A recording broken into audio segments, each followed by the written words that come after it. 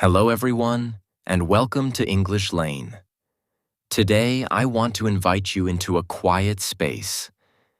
A space where we are not rushing, not judging ourselves, and not trying to fix everything immediately. This video is not here to motivate you loudly or push you into action.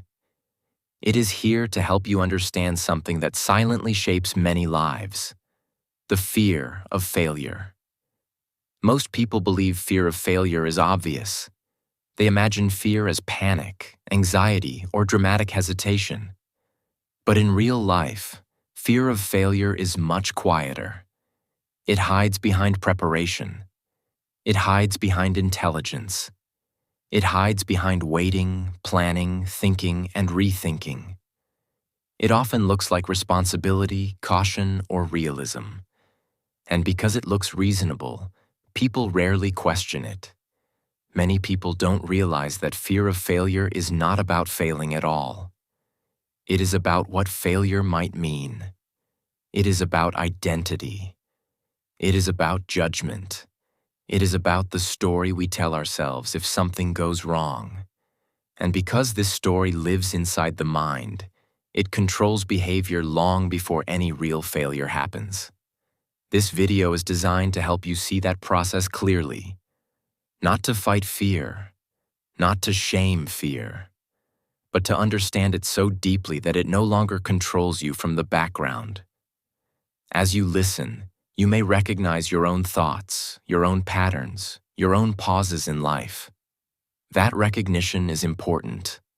Awareness is not weakness. Awareness is the beginning of freedom. And as always, this video is spoken in slow, clear, natural English. While you explore this topic, you are also strengthening your listening skills, your focus, and your ability to stay present with long English speech. You do not need to understand every word perfectly. Just stay with the flow. Understanding will grow naturally. Now let us begin with the first principle, the foundation of everything that follows. Principle 1. Fear of failure controls the mind before it controls action. The fear of failure does not begin when something goes wrong. It begins much earlier inside the mind, long before any action is taken. This is one of the most misunderstood truths about fear. People believe they are afraid because they failed.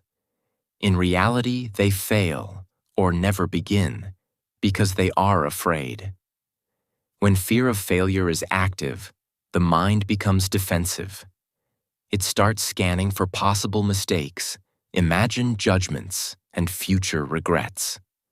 It replays old memories where things did not go as planned. It creates mental images of embarrassment, disappointment, or rejection. None of these things are happening now, but the mind reacts as if they already are. This reaction feels logical. The thoughts sound intelligent. They say things like, "Be careful. Wait until you're ready. This is not the right time." Or, "You should think more before acting." Because these thoughts sound reasonable, people trust them. They believe they are being smart, cautious, and mature. But underneath that logic, fear is quietly making decisions. Over time, the mind learns an association.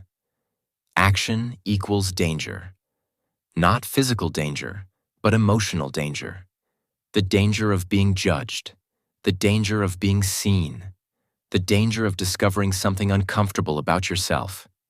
And because the mind's primary job is to protect, it begins to block movement. This is why many people feel stuck without understanding why. They want to move forward, but something inside resists. They feel tired without doing much. They feel mentally drained even when their body is still. This exhaustion does not come from work. It comes from constant internal resistance. The mind is working hard to avoid imagined pain. Fear of failure does not shout.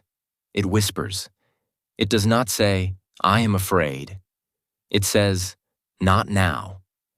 And when not now becomes a habit, life slowly becomes smaller. Understanding this principle changes the question you ask yourself. Instead of asking, "Why am I not strong enough to act?" you begin to ask, "What is my mind trying to protect me from?" This shift is powerful.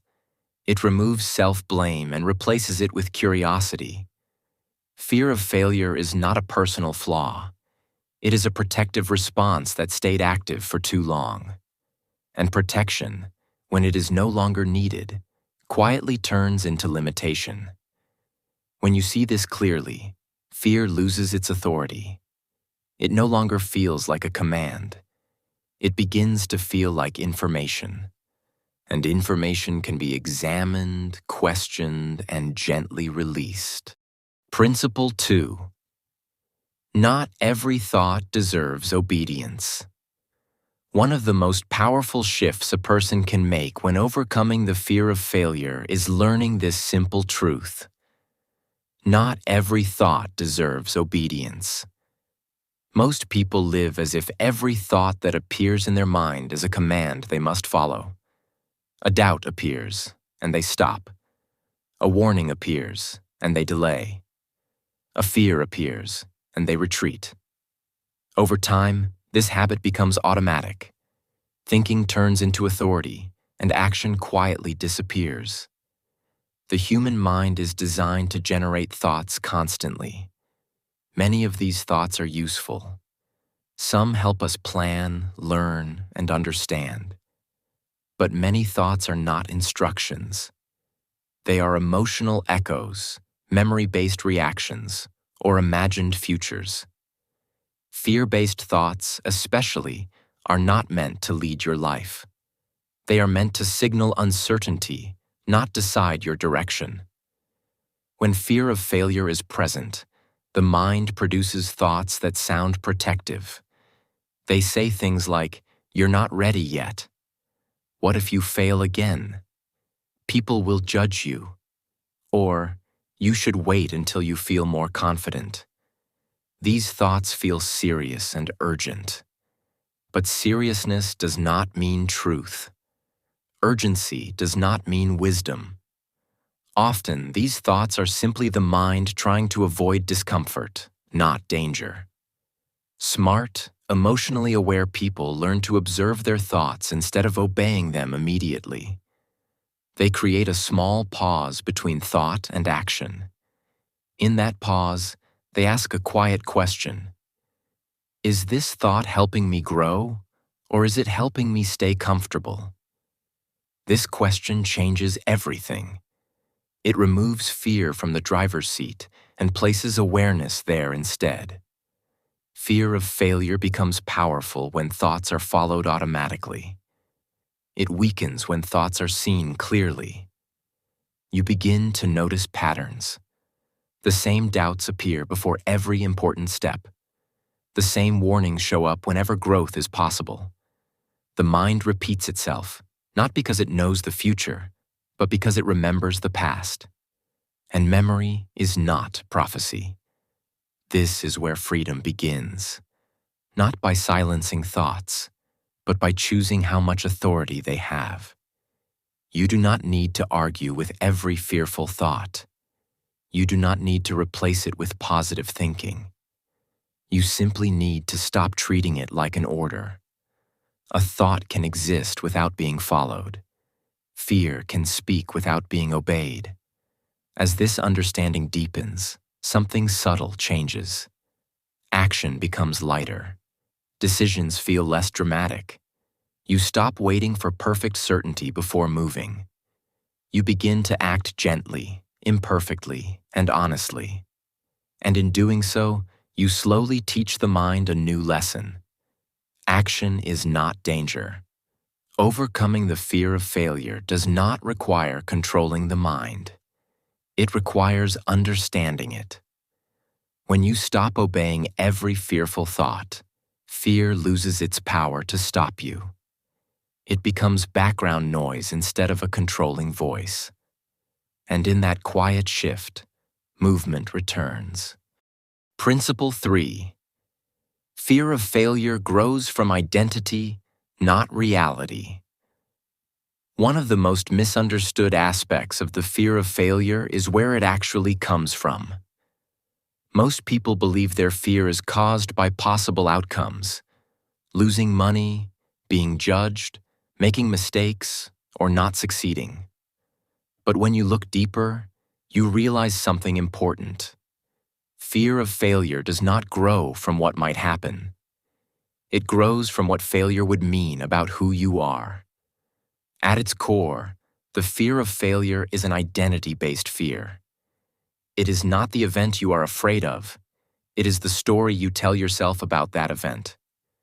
When someone fears failure, what they are really thinking is, if I fail, it means I am not good enough. Or, if I fail, it proves something is wrong with me. Or, if I fail, people will see my weakness. The pain does not come from the failure itself. It comes from the meaning attached to it. This is why two people can experience the same failure and react completely differently. One person feels destroyed, ashamed, and stuck. The other feels disappointed but calm, reflective, and motivated to try again. The difference is not intelligence, talent, or luck. The difference is identity. One person sees failure as a verdict on who they are. The other sees failure as information about what they tried. When your identity is fragile, failure feels dangerous. It feels like a threat to your self-worth. Your mind reacts as if something essential is at risk. That is why fear becomes intense, emotional, and overwhelming. But when your identity is stable, when you do not tie your value to outcomes, failure loses its power to harm you. It may still hurt, but it no longer controls you. Many people unknowingly build an identity around being the smart one, the successful one, the careful one, or the person who doesn't mess up. This kind of identity feels safe at first, but it becomes a prison over time. The moment you try something new, this identity feels threatened. Your mind reacts by creating fear, hesitation, and excuses, not because you are incapable, but because your identity is trying to protect itself. Smart, emotionally mature people slowly shift their identity. Instead of defining themselves by results, they define themselves by values. They see themselves as learners, builders, explorers, and students of life. When failure happens, it does not attack their identity.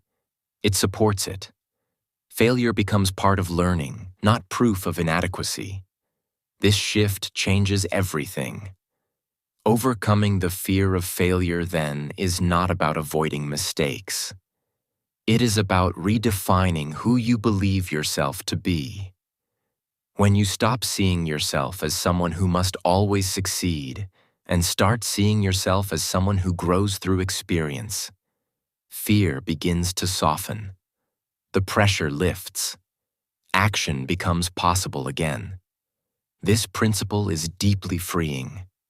You realize that failure cannot take your worth away, because your worth was never dependent on success in the first place. Once this truth settles in, fear no longer feels like a wall. It feels like a signal that growth is nearby. And when fear stops threatening your identity, it stops controlling your life. Principle 4. Smart people redefine failure before it paralyzes them. One of the quiet habits of smart people is that they do not wait for failure to happen before deciding what it means. They define failure before they step forward. Most people do the opposite. They move through life with an unspoken definition of failure that is vague, emotional, and frightening. Failure feels like disaster, humiliation, or the end of something important. Because the definition is unclear, the fear becomes large. And when fear is large, action stops. Smart people understand that fear grows in uncertainty. When the mind does not know what failure really is, it imagines the worst. It exaggerates consequences. It creates dramatic outcomes that rarely happen in reality. This imagined version of failure becomes so heavy that even small steps feel impossible. So instead of moving, people freeze, not because they cannot act, but because they have not clearly defined what they are afraid of. Redefining failure is not about lying to yourself or pretending it doesn't matter. It is about grounding failure in reality instead of emotion. Smart people ask clear questions. If this doesn't work, what actually happens? What do I lose realistically? What do I learn? When these questions are answered honestly, fear begins to shrink. Failure stops feeling like an identity collapse and starts feeling like an experience with limits. For emotionally mature people, failure is not proof of inadequacy. It is feedback. It shows what didn't work, what needs adjustment, and what can be improved. This definition changes the emotional weight completely. When failure becomes information, it no longer paralyzes. Information can be used. Information can be learned from.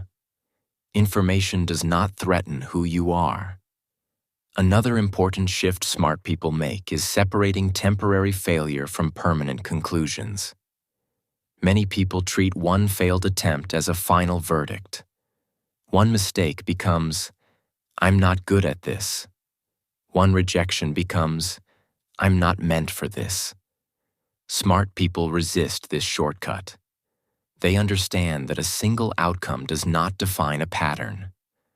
Growth requires repetition, and repetition includes failure. Without redefining failure, repetition feels impossible. This principle also explains why people with less fear often appear calmer under pressure. They are not fearless. They are clear. They already know what failure means to them, and it is manageable. Their nervous system stays calmer because the threat is no longer exaggerated.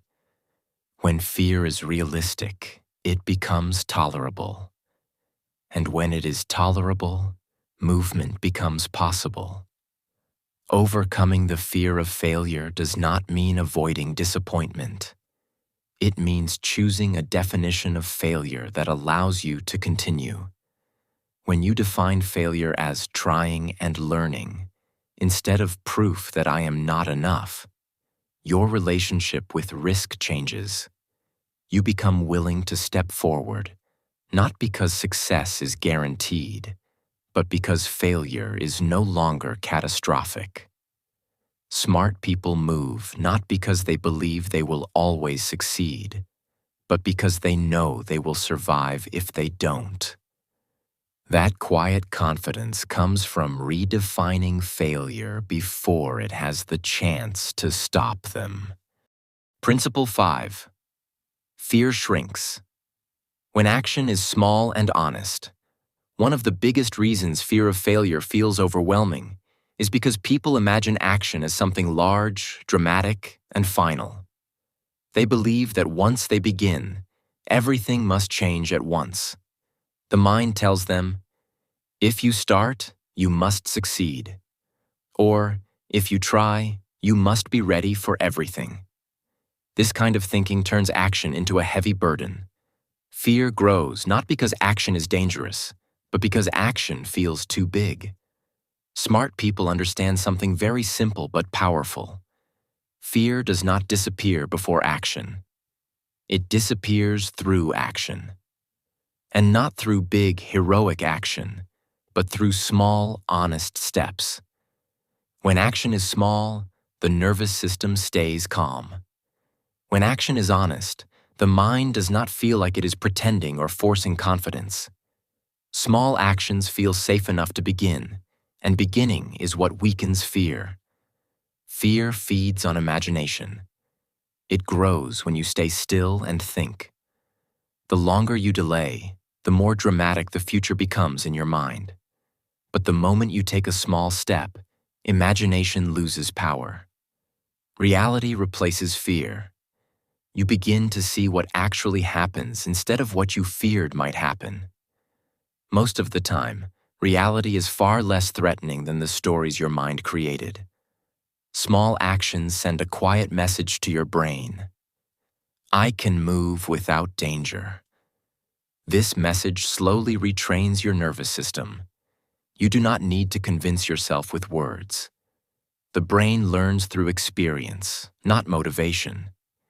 Each small action becomes evidence that failure is survivable, manageable, and often less painful than expected. Over time, fear stops shouting and starts whispering. Honest action is equally important. Many people try to act confident when they are not. They force themselves into situations they are not emotionally ready for, and when it feels overwhelming, they retreat even more afraid than before. Smart people avoid this trap. They choose actions that match their current capacity. They do not pretend to be fearless.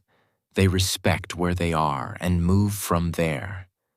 For example, speaking one sentence instead of giving a long speech.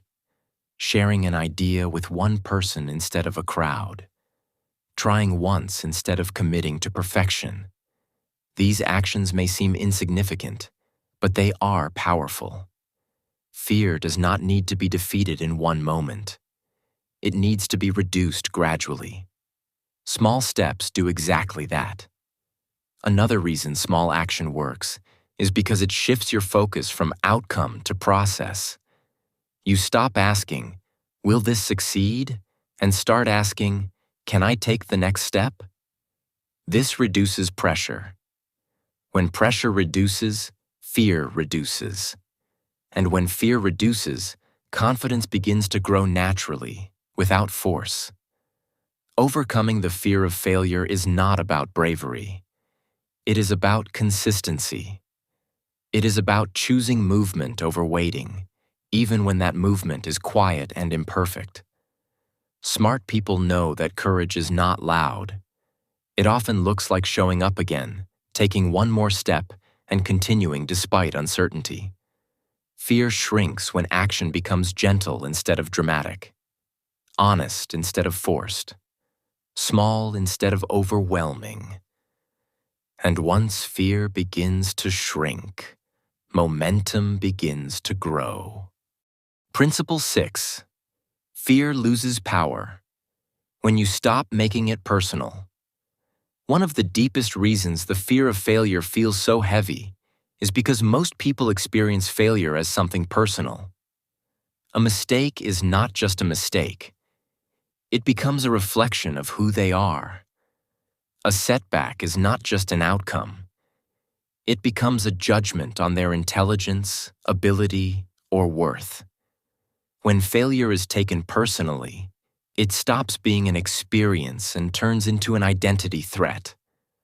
And anything that threatens identity creates intense fear. Smart people learn to separate what happened from who they are. They understand that an outcome is information, not a verdict. When something doesn't work, they don't immediately say, "I am bad at this," or "I am not capable." Instead, they say, "This attempt didn't work." That small difference in language creates a massive difference in emotional impact. One attacks the self. The other evaluates the process. Fear becomes overwhelming when the mind connects performance with self-worth. If success means I am valuable and failure means I am nothing, then every attempt feels dangerous. The stakes become too high. Your nervous system reacts as if your identity is on trial. That is why fear can feel paralyzing even in low-risk situations. The danger is not real. The meaning is.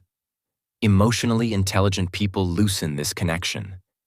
They stop measuring their value through results.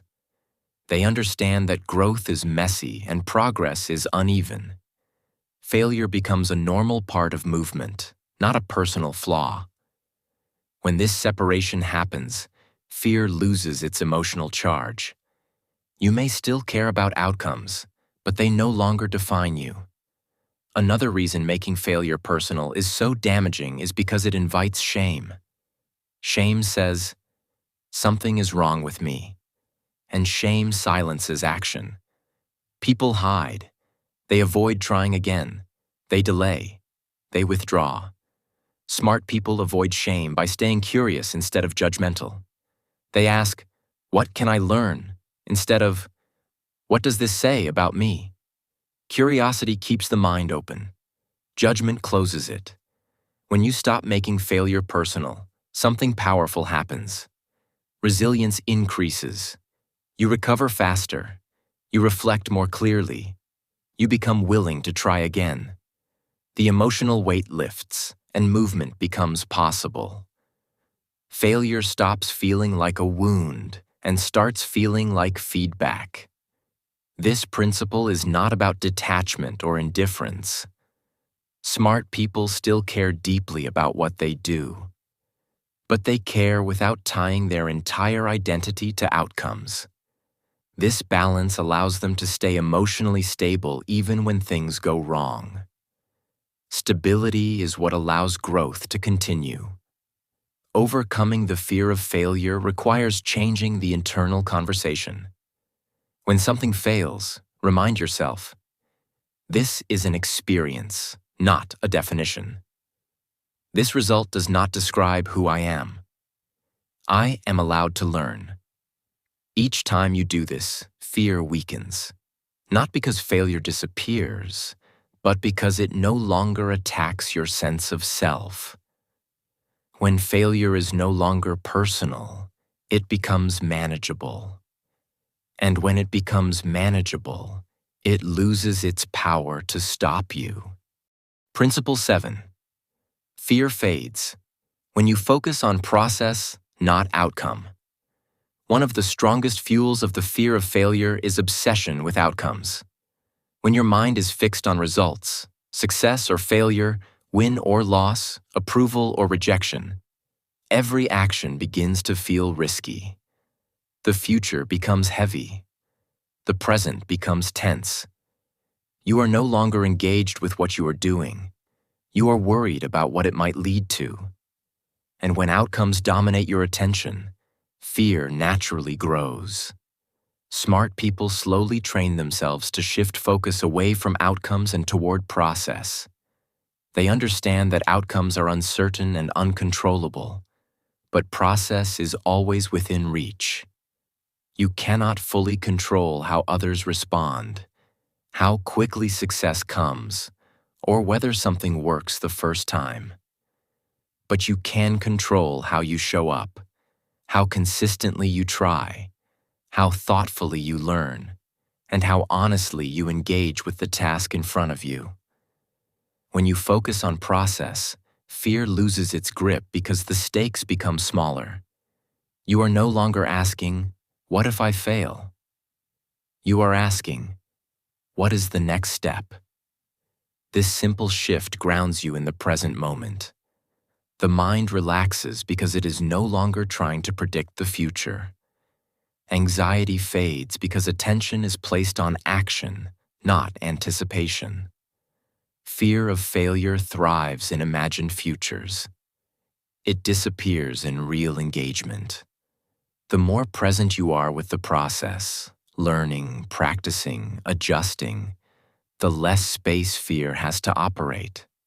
Smart people are not fearless because they expect success. They are calm because they are committed to the process regardless of outcome. They know that progress is built through repetition, not perfection. Another reason focusing on process reduces fear is that it changes how you measure success. Success is no longer defined by winning or achieving a final result. It is defined by showing up, learning something new, and taking the next step with honesty. Even if the outcome is not what you hoped for, the process itself becomes a success. This reframing removes the emotional pressure that usually surrounds failure. When you care only about outcomes, every mistake feels fatal. When you care about process, mistakes become part of the work. They lose emotional weight. You stop seeing them as signs to quit and start seeing them as adjustments to make. This mindset keeps you moving forward instead of stopping at the first sign of discomfort. Over time, focusing on process builds quiet confidence. You trust yourself because you know you will continue, learn, and adapt, no matter what happens. This trust is far more stable than confidence built on success alone.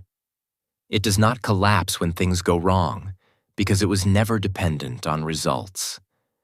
Fear fades not because outcomes improve immediately, but because your relationship with effort changes.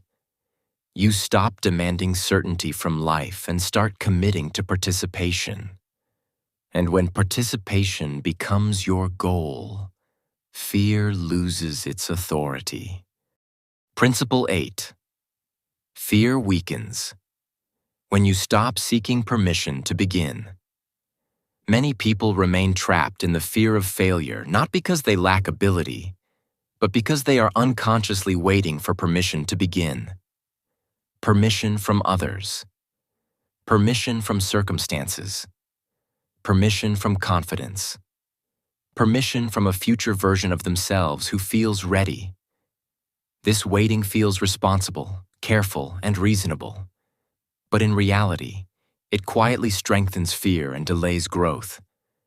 The mind tells a familiar story. I'll start when I'm more confident. I'll try when I know more. I'll move when the timing feels right. These thoughts sound logical, but they hide a deeper truth.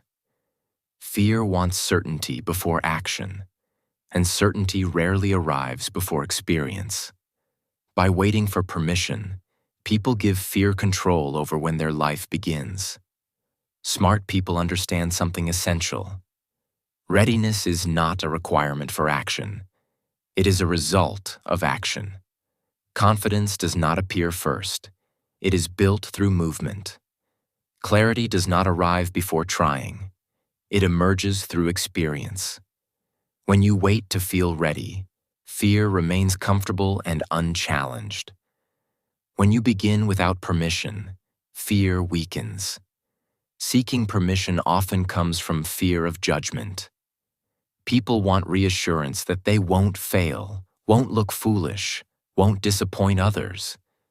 But no external approval can remove internal fear.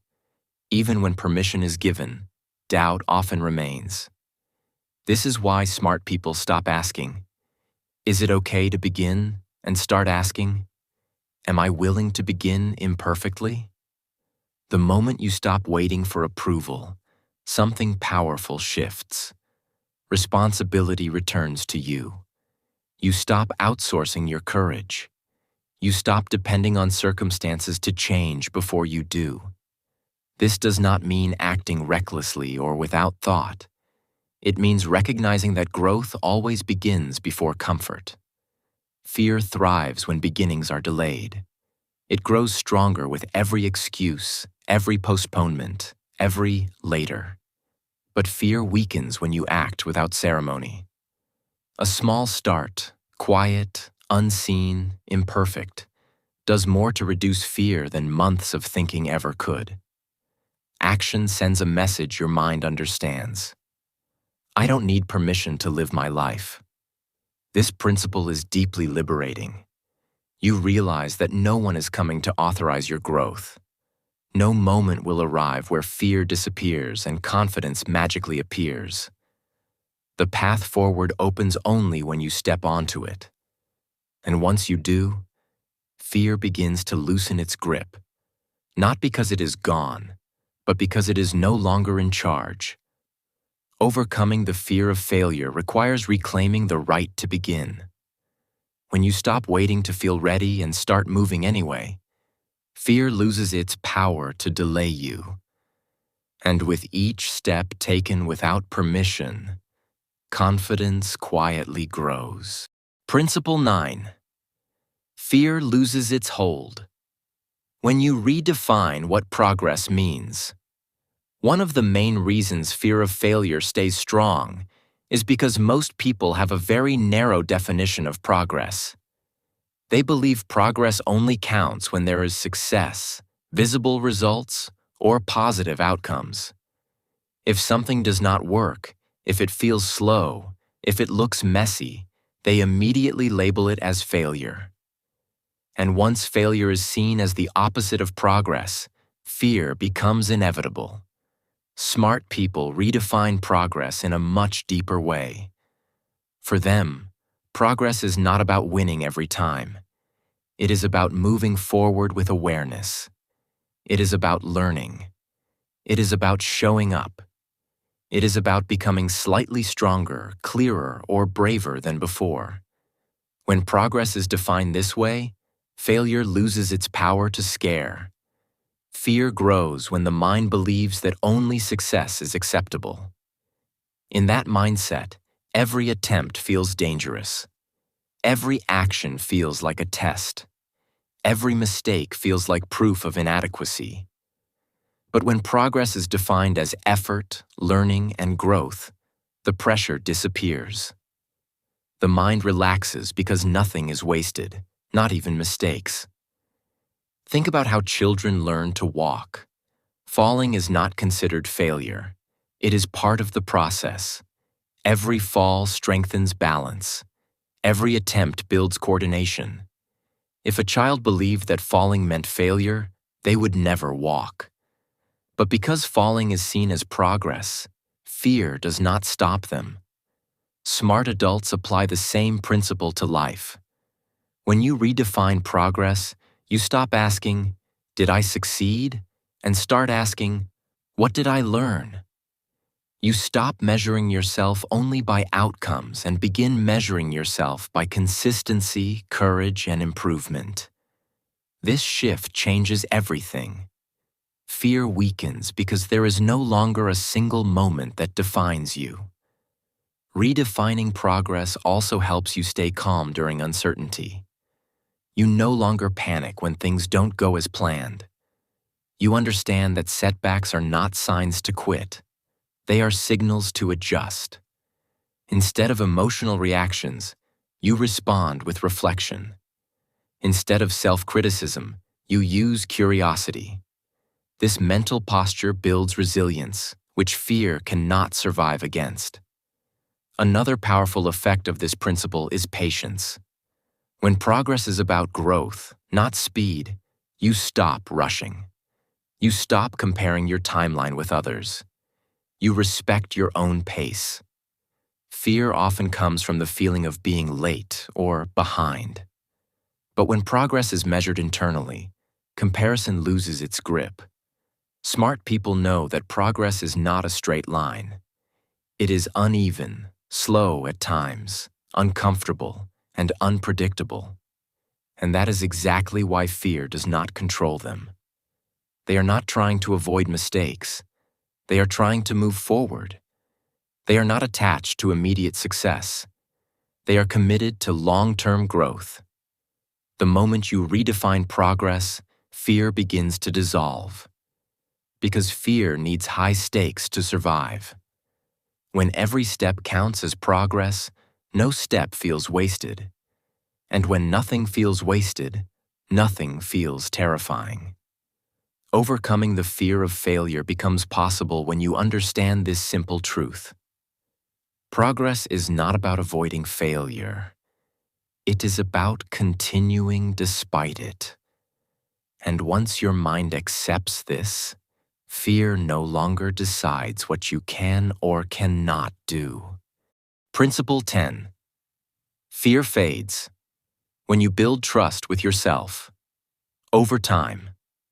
At the deepest level, fear of failure is not really about failure itself.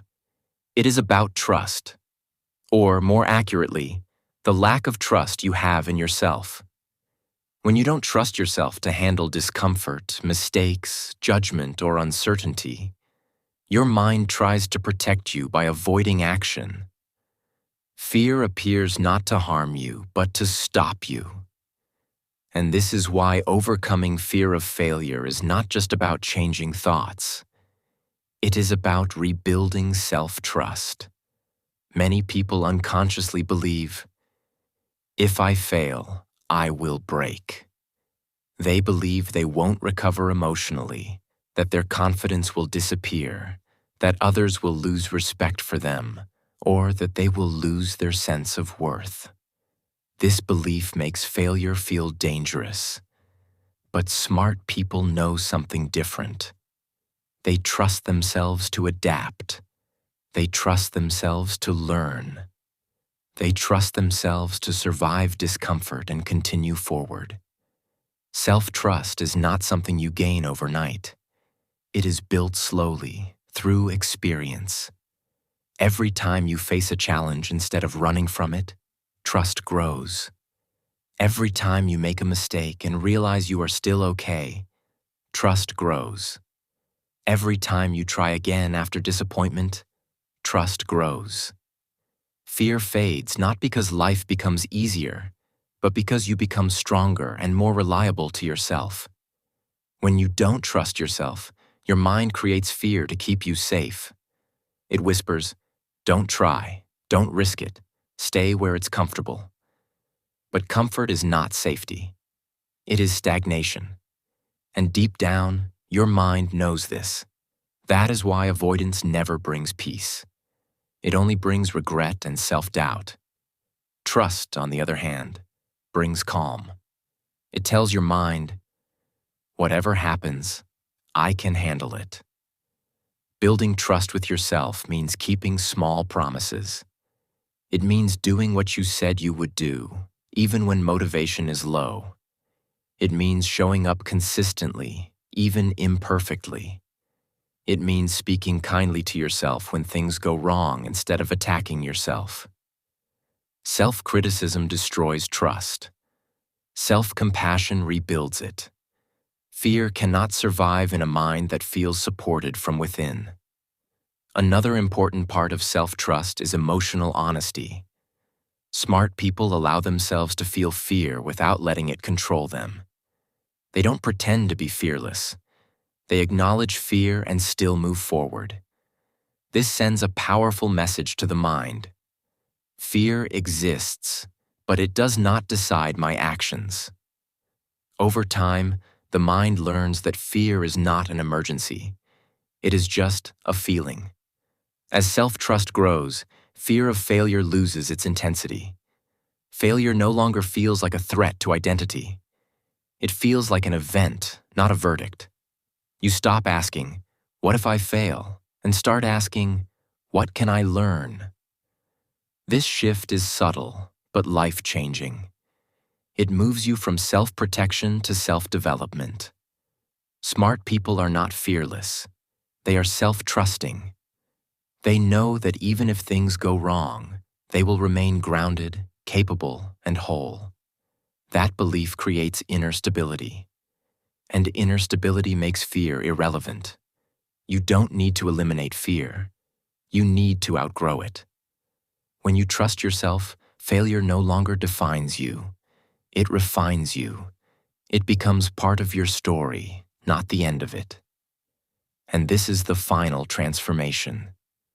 Fear fades not because the world becomes predictable, but because you become dependable to yourself. Overcoming the fear of failure is, in the end, an act of self-relationship. The stronger that relationship becomes, the quieter fear gets. And eventually, fear no longer leads your life. You do.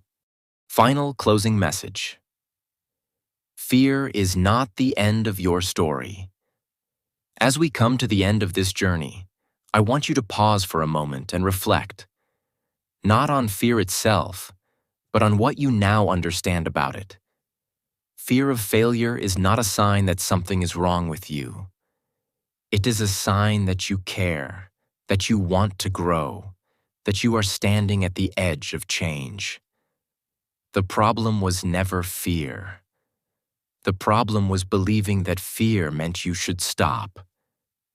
Through these principles, you have seen that fear of failure is not something to fight or erase. It is something to understand, soften, and move through. You learned that fear grows when identity feels threatened, when perfection is demanded, when mistakes are punished, when progress is misunderstood, and when self-trust is weak. And you also learned that fear fades when awareness grows, when progress is redefined, when action becomes small and steady, and when you begin to trust yourself again. Remember this: failure does not destroy people. Avoidance does. Fear does not ruin lives. Silence, inaction, and self-doubt do. Every time you choose to try despite fear, you weaken its control. Every time you allow yourself to learn instead of judge, you reclaim power. Growth is not loud. Courage is not dramatic. Most real transformations happen quietly, inside the mind, one decision at a time.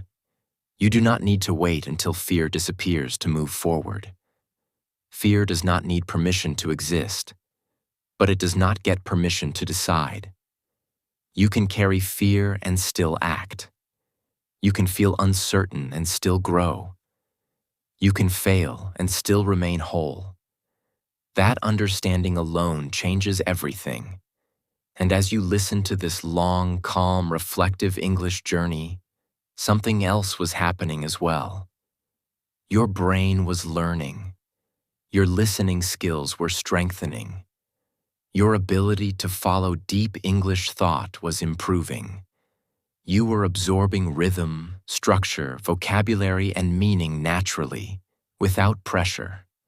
This is how real language growth happens, through understanding, reflection, and presence. So don't rush away from this moment.